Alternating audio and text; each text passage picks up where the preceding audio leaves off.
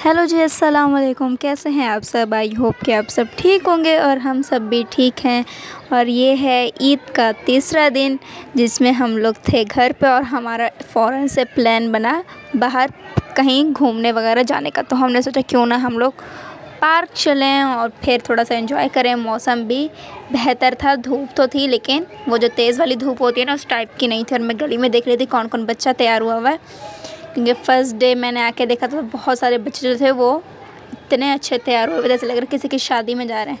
दूसरे दिन भी थे और तीसरे दिन तो थे ही नहीं, गायब हो गए थे, जैसे कि कोई ईद ही नहीं है। वैसे यही होता है, फ़र्स्ट और सेकंड डे जो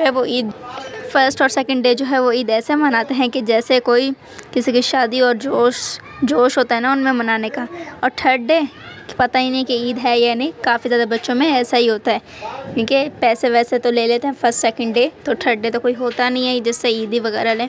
और ये था मेरा थर्ड ईद डे का ड्रेस जो कि था लाइट ब्लू कलर में, और मैंने मेहंदी लगाई थी अपने हाथों में खुद, उल्टे हाथ में, क्योंकि सीधे हाथ पे तो मैं कैसे ही लगा सकती थी। और वो भी मैंने फ़र्स्ट डे ईद के पहले दिन जो है वो मैंने अपने हाथों पे मेहंदी लगाई, क्योंकि चांद रात वाले दिन इतनी बिज़ी मेहंदी लगा के, और ईद के पहले दिन भी मैंने मेहंदी लगाई।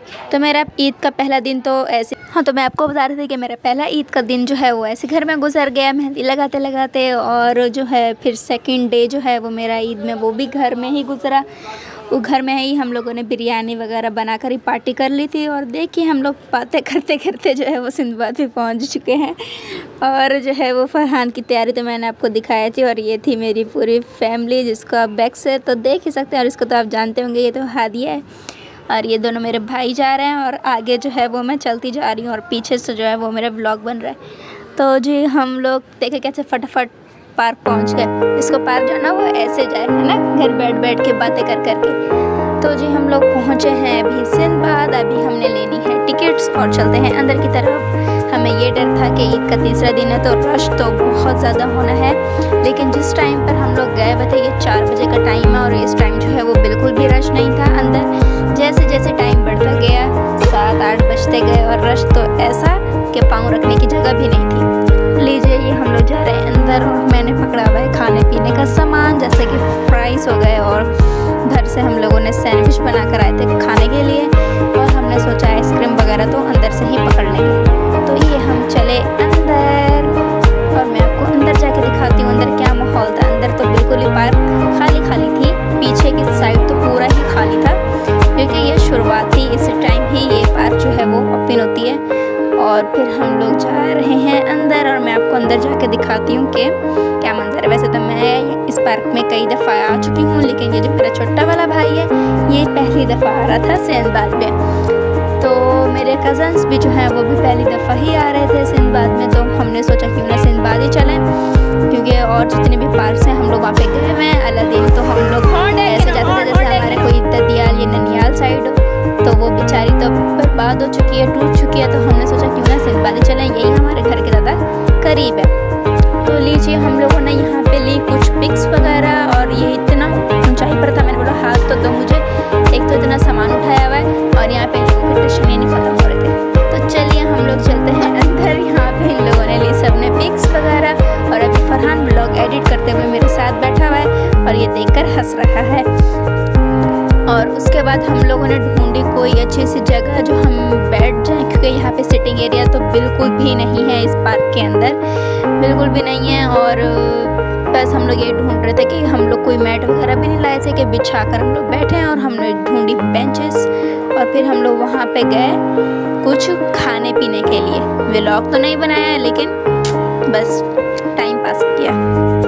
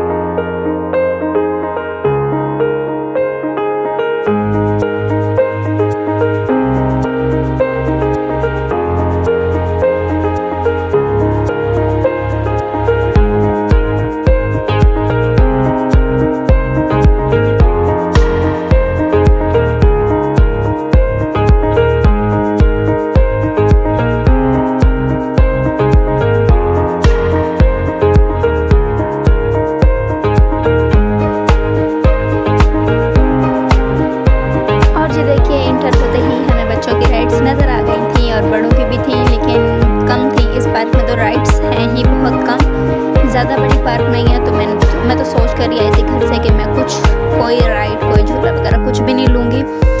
बस यही बच्चों को ही राइड्स वगैरह दिलवानी थी और हमने सिर्फ बैठ के ऐसे एंजॉय करना था और 1-2 सेल्फीज वगैरह लेनी थी, वो भी नहीं ली मैंने। और ये थी सबसे बड़ी राइड, ये इसके साथ वाली राइड। और हम लोग बस सिटिंग एरिया ढूंढ रहे थे कि कोई बैठने की जगह मिल जाए, वरना रश इतना ज़्यादा हो जाएगा कि हमें कोई जगह नहीं मिलेगी।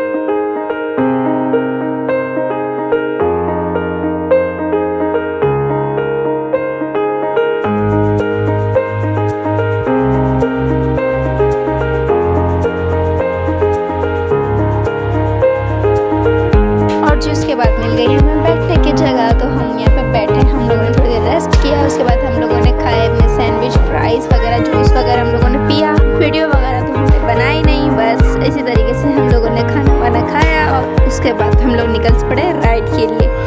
तो बच्चे देखने लगे कि कौन कौन सी राइड्स खेलनी है। तो मैंने तो कुछ राइड कोई वगैरह झूला नहीं लेना था, तो मैं तो सिर्फ ऐसे घूम रही थी और अपना ब्लॉग बना रही थी। और उसके बाद फरहान ने भी ली राइड और मेरे भाई ने भी ली राइड्स। इन लोगों ने राइड्स लेने के बाद हम लोगों ने खाई आइसक्रीम और बस किया एंजॉय, दैट्स इट। फिर जब बच्चों ने राइड लेना स्टार्ट की तो इनकी तो राइड्स ख़त्म ही नहीं हुई और ये जो है वो मेरी बहन बना रही थी व्लॉग्स। और ये उसके बाद जो था इन लोगों ने खेलनी थी ये हाथी वाली राइड और मौसम भी इतना प्यारा हुआ हुआ था, सख्त धूप नहीं थी, बहुत ज़्यादा मज़ा आया था हमें इस दिन। और फिर इन लोगों ने ली राइड्स और मैं बैठी रही एक कोने में और ये अब इनकी चल पड़ी हाथी वाली राइड। इन लोगों ने एक के बाद एक राइड्स जब लेना शुरू की तो ख़त्म ही नहीं हुई और हमें घर आते आते रात भी हो गई।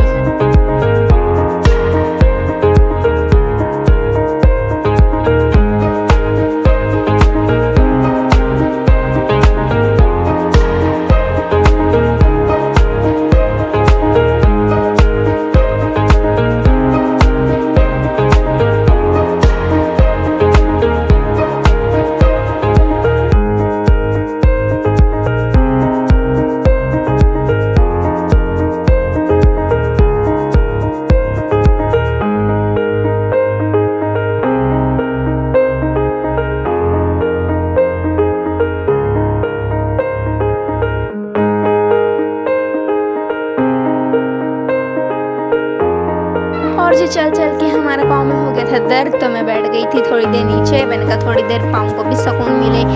एक तो ये लोग किसी कोने में घुस जाए तो इनको ढूंढते रहो। जैसे शाम ज़्यादा होती जा रही थी, रश बढ़ता जा रहा था। राइड्स की जो लाइन है वो कतार इतनी लंबी हो जा रही थी, राइड कहाँ ख़त्म हुई हुई और इनकी लाइनें कहाँ तक लगी हैं।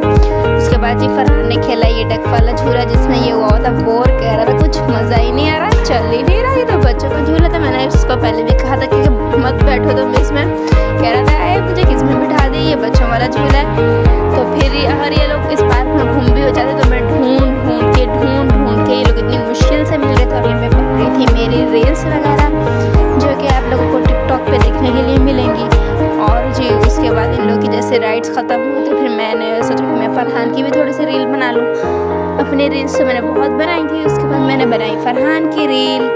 फरहान का तो इस वीडियो में तो मुँह जो है ना वो सुझा पता कह रहा है इतनी गंदी राइड ये चल ही नहीं रही, बच्चों की है।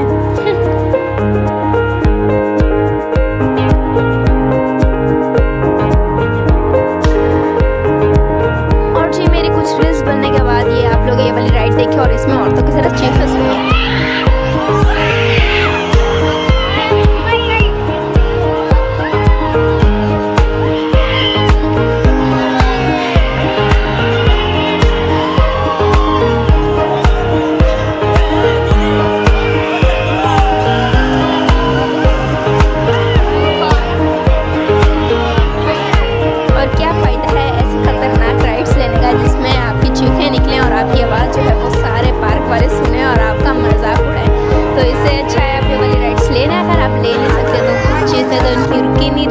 और हम सब बाहर बैठ के हंसे रहे थे, सारे ही हंस रहे थे, सारे मजाक बना रहे थे। और क्या था बस जैसे ये राइड ख़त्म हुई तो फिर मैंने भी वीडियो बंद की और उसके बाद दोबारा से जो है वो अपने रील्स बनाना स्टार्ट कर दी, क्योंकि लड़कियों का तो काम यही होता है ना, रील्स और कोई काम ही नहीं होता है ना। ये जी उसके बाद हम लोग गए घर की तरफ और ये मेरी बहन ने एक वीडियो बनाई, मुझे इसका बिल्कुल भी नहीं पता था क्योंकि मेरा फ़ोन था इसके पास।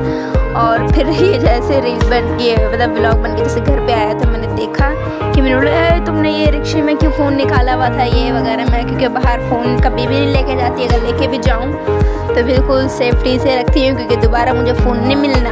और फिर उसके बाद इसने पता नहीं कैसे बाहर फ़ोन निकाल लिया। कोई बात नहीं, कोई बात नहीं। उसके बाद हमारा घर जाने का इरादा बिल्कुल भी नहीं था क्योंकि हमें लगी हुई थी भूख। हम लोग वो जो सैंडविच लेके गए थे वो भी सिर्फ हमने वो क्या कहते हैं सिर्फ दोपहर में ही खाया था। उस वक्त शायद 4 या 4:30 थे, ऐसे कुछ टाइम था, मुझे याद नहीं है। तो फिर उसके बाद जो है वो हमने सोचा क्यों ना हम लोग बर्गर खाने जाएं। इन लोगों ने कहा हमें बर्गर खाना है, तो फिर हम लोग गए बर्गर खाने। मेरी पुरानी आदत, मैं वहाँ पे बैठ के नहीं खाती।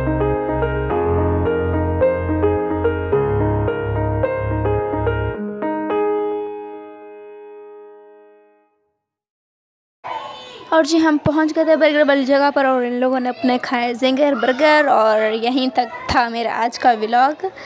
मैंने अपना घर जाके नहीं दिखाया क्योंकि हिम्मत ही ख़त्म हो चुकी थी चल चल के। तो अब हम जाने लगे थे घर।